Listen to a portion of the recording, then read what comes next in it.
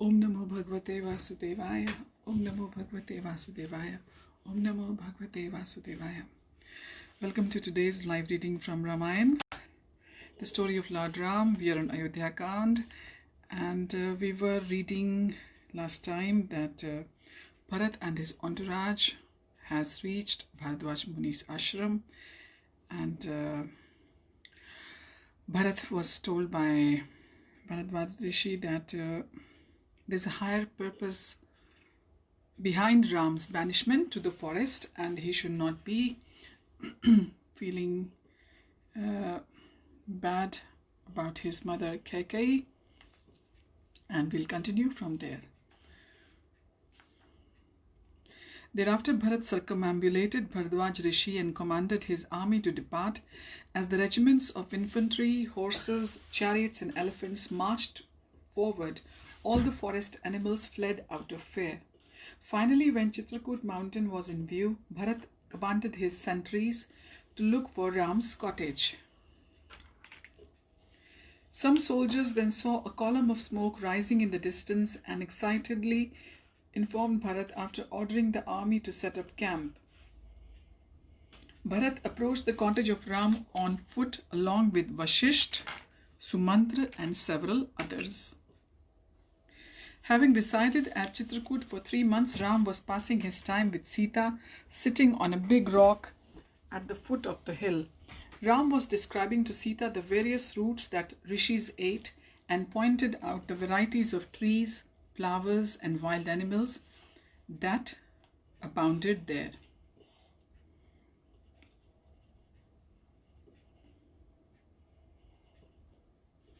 Ram always tried his best to please Sita and divert her mind from the grief of living in exile. While speaking to Sita, Ram pointed to the river Mandakini, adorned with beautiful flowers, which served as the sporting ground for swans, cranes and other exotic birds. "Oh dear one," Ram said, "there is no reason for us to be aggrieved, for we are residing together in this lovely place." At just this time, Ram noticed the dust being raised by Bharat's army coming in the far distance. Soon Ram could hear the noises of wild animals that were fleeing near in fear. At this, Ram turned to Lakshman and said, "Whatever is rising the dust is frightening the forest animal. Whatever is raising the dust is frightening the forest animals. Find out at once what is causing this disturbance." Lakshman then climbed a tall tree, and from there he could see the large army approaching. With great urgency he called down to Ram, "Put out the fire immediately. A great army is approaching. Hide Sita within a cave and gather our weapons. We must prepare to meet them." Ram then called back to his brother, "Look out to see their chariots flagged so we may know whose army is coming." By the insignias, Lakshman recognized it was his brother's army and shouted to Ram, "It is Bharat. He must be coming to kill us so he can be assured of enjoying unrivaled sovereignty." Indeed, they approach with great enthusiasm. We must make ready immediately, taking our bows to fight with them from the top of the hill. I think this is our good fortune, for now we can fight with the person who has caused our misfortune and suffering. We should not hesitate to kill Bharat outright. Afterwards, I shall take pleasure in killing Kaikeyi and all her relatives, just to purge the earth of the sins she has committed. Checking the enraged Lakshman, Ram said, "Bharat, coming here in great eagerness to see me, what then is the necessity of bows and arrows? My opinion is that Bharat has come to offer me the kingdom.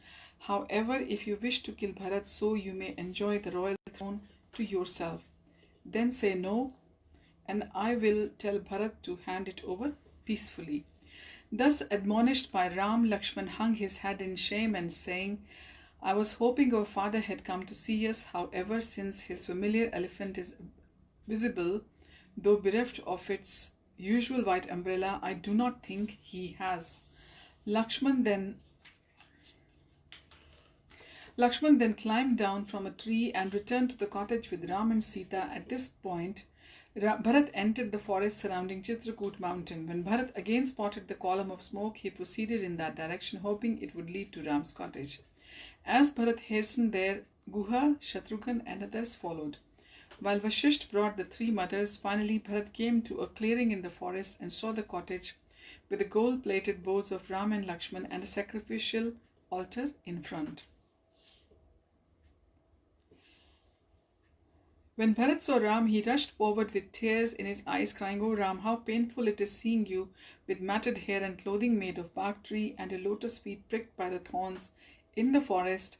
It is my fault that you cannot enjoy the royal comforts you are accustomed to and instead must endure these hardships in the jungle." Coming forward to touch Ram's feet, Bharat suddenly fainted and fell to the ground. Ram quickly lifted him up and was disturbed to see that he was also wearing tree bark. After embracing Shatrughan, who had also fallen at his feet, Ram embraced Sumantra and Guha. Then Ram took Bharat on his lap and saying, "Dear brother, why have you come here leaving our father alone and unattended? Tell me about our mothers and citizens of Ayodhya. Are they all well and happy?" Ram then inquired from Bharat in a way that was instructive to all present. "My dear Bharat, please know that a righteous kingdom will surely prosper. Are the Brahmanas, the elders, and the demigods being properly respected? Are the women within the kingdom honored and protected? Are disputes being impartially judged? I hope you are avoiding the 14 weaknesses of a king." Okay, now here the 14 weaknesses of the king are described. They are atheism, hypocrisy, anger, procrastination, laziness, slavery to the senses, contempt for good advice, lack of vigilance, fondness for bad counsel, impractical planning, inability to keep a secret, attachment for foolish friends, negligence of religious observances, and failure to counteract army. My dear brother, are you aware of the three kinds of prowess? Energy, authority, and intelligence. Do you follow the following three types of company? The gossipy, the foul-mouthed, the usurper of property, and the unjust. Do you avoid making alliances with these 16 kings, which are the child monarch, the senile, the frail and ill, those who have been overthrown, the over-aggressive, the cowardly, the greedy, the sensualist, the frivolous, those who are defeated in the battle, those who frequently travel abroad, those with many enemies, and those who are poverty-stricken, those opposed to religious principles, those who are despised by the ministers, and the mentally disturbed? I hope you prefer to keep the company of one learned man rather than thousands of ignorant fools.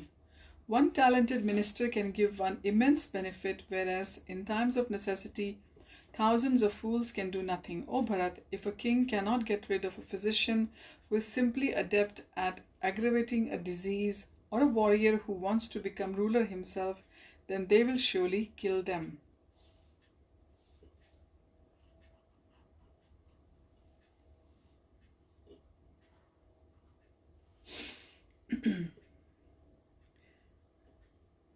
Are the women protected and honored by you? Are they pacified with regard to their material needs? I hope that you do not place too much faith in women or confine your secrets to them. While observing Bharat's matted hair and forest clothing, Ram could understand that he had accepted these austerities out of love for him. Thus, after again embracing Bharat, Ram inquired, "My dear brother, why have you relinquished the throne, coming to the forest dressed as a mendicant?" Bharat replied, "O Ram, my mother's intrigues were carried out without my knowledge. I know you are the rightful heir. Thus I implore you to return to Ayodhya and take up the rule of kingdom. Practically, the whole of Ayodhya has come to a standstill, for everyone is morose because of your absence." While making his impassioned plea, Bharat held the lotus feet of Sri Ram, placing them on his head. Ram then picked up Bharat, saying, "I know you took no part in banishing me to the forest. Still, I have no desire to gain the throne by sinful means. O Bharat, you should not condemn your mother or the king, for they were both acting within the bounds of propriety Indeed, elders are free to do as they like with their dependents.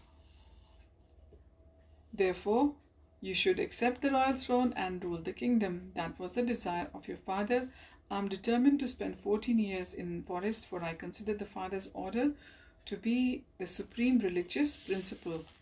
Bharat, however, objected, saying, in the presence of an elder prince, no one else can become the king. Therefore, you must come back to Ayodhya and sit upon the royal throne after offering water to the departed soul of our father. When he heard his father's death, Ram immediately fainted to the ground.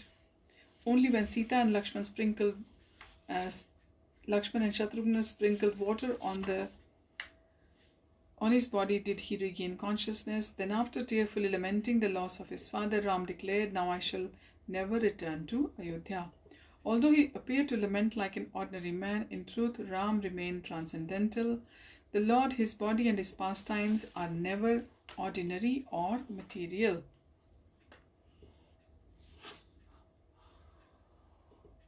In Bhagavad Gita, Lord Krishna proclaims that simply by understanding the transcendental nature of his appearance, activities and disappearance, one can become liberated from the cycle of birth and death.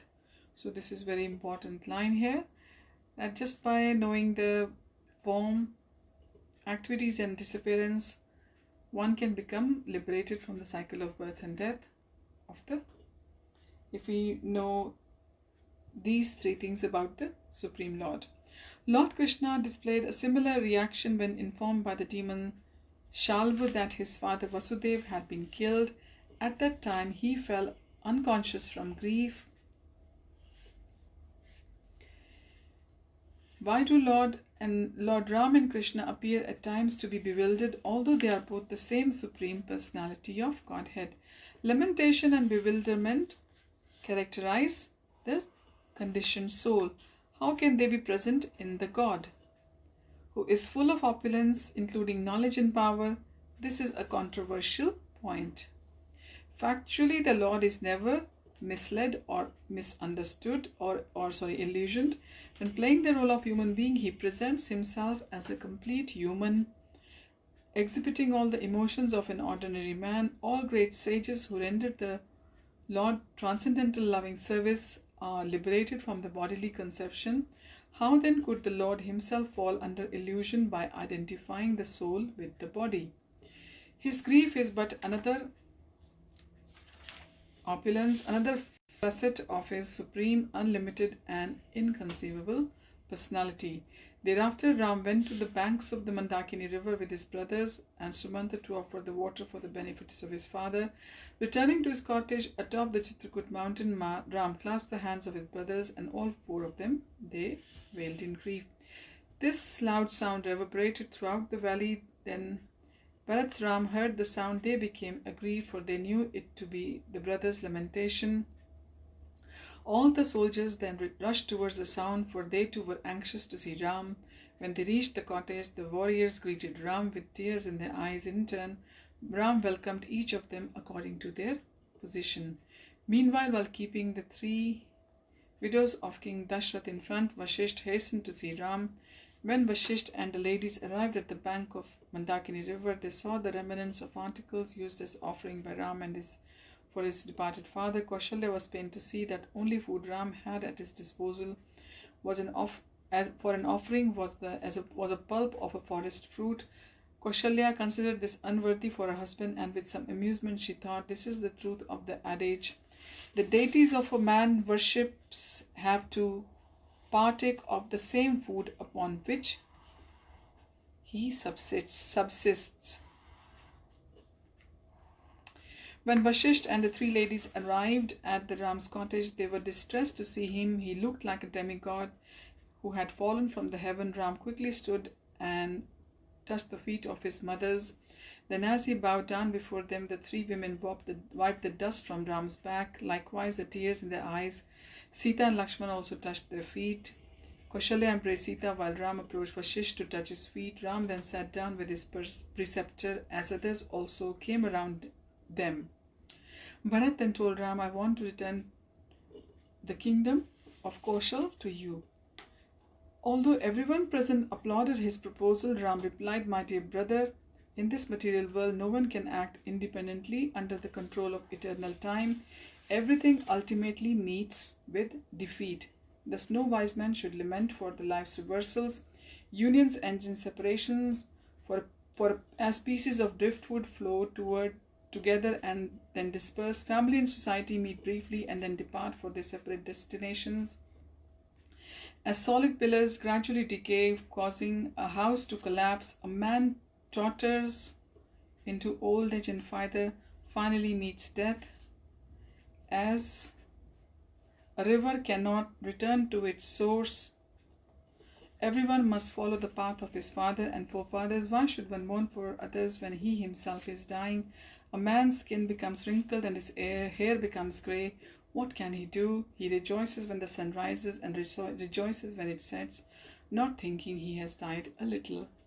A sober and learned person should utilize his energy for following religious principles to attain a higher destination after death. There is no need to lament for our father, for he has given up his old body to attain heavenly happiness. Bharat, you must return to Ayodhya at once and execute our father's order. I shall remain here to carry out his will." Bharat argued our noble father had become too infatuated with women in his old age. Indeed, he seemed to confirm the popular notion that at the time of death one invariably becomes obsessed by something. "Ram, you should undo the harm that our father caused due to that obsession and return to Ayodhya. You are a Kshatriya and your duty is to act as a ruler and not as a hermit. You are a householder, the noblest of the four ashrams. You are abandoning the duties of family life.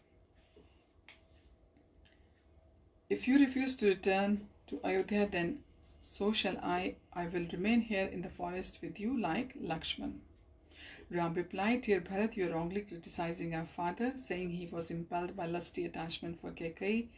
At the time of Dashrath's marriage to Kaikeyi, her father made him promise that her son would succeed him as emperor. Bharat, please go back to Ayodhya now to keep our father's promise intact. You must take the responsibility of ruling the kingdom, even if it is for only my sake." I think we shall resume the reading from here onwards tomorrow. So some beautiful life lessons have been given by Lord Ram to Bharat, and Bharat has also put his lamentation across very nicely, because he doesn't want to live with this guilt that he has taken over the kingdom which rightly belonged to Ram. But Ram has reminded Bharat that at the time of marriage, Kaikeyi's father took the promise from King Dashrath that Kaikeyi's son would succeed the throne from Dashrath Maharaj. And another thing which we heard was at the beginning, that God's form, God's activities, God's leelas, and God's appearance and disappearance, they're all very transcendental. But when God takes on the human life, human form, they exhibit those emotions, and they are transcendental in nature, and to listen to them, to understand them, one is liberated from this samsara. So we will continue from here onwards tomorrow. I wish you all a very happy week ahead, a very happy Damodar week, first week of Damodar. It started on Saturday. I hope you're all offering your ghee lamps to the Lord and enjoying the beautiful pastimes of Lord Damodar. Hare Krishna. I am that's